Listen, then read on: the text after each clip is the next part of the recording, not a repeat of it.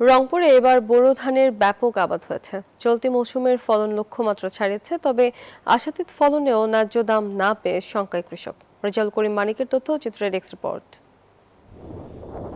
দিগন্ত জোড়া মাঠে ফলেছে বোরো ধান। এবারের ফলন উৎপাদনের লক্ষ্যমাত্রা ছাড়িয়েছে। ধান তুলতে ব্যস্ত সময় পার করছেন কৃষক। এদিকে ন্যায্য দাম পাওয়া নিয়ে কৃষকদের কপালে চিন্তার ভাঁজ। ঋণ শোধ নিয়েও দুশ্চিন্তায় কৃষক। ধানের মধ্যে লাভ নাই তো বাবা, ধানের লস 800-900 টাকা 1000 টাকা হাজিরা কামলা।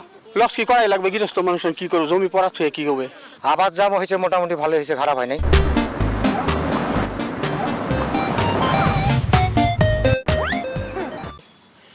কিন্তু যে হারে পানি ওষুধ সার গেছে ওই হারে মানে ধানের দাম নাই, ধানের দাম কম। আমরা তো আবাদ করি ঠিকই, কিন্তু পয়সা খুবই খরচ হয়ে যায়, কিন্তু আমরা পয়সা পাইনি। ধানের দাম কম থাকার কারণে সংরক্ষণের জন্য পরামর্শ দিলেন এই কর্মকর্তা। এই বছর বেশ আমাদের যে মাঠের অবস্থা সেটি অত্যন্ত ভালো।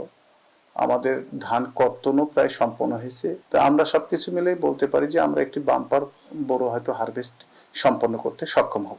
চলতি মৌসুমে 3,18,320 হেক্টর জমিতে বোরো ধান আবাদ হয়েছে। Desk report, news 24।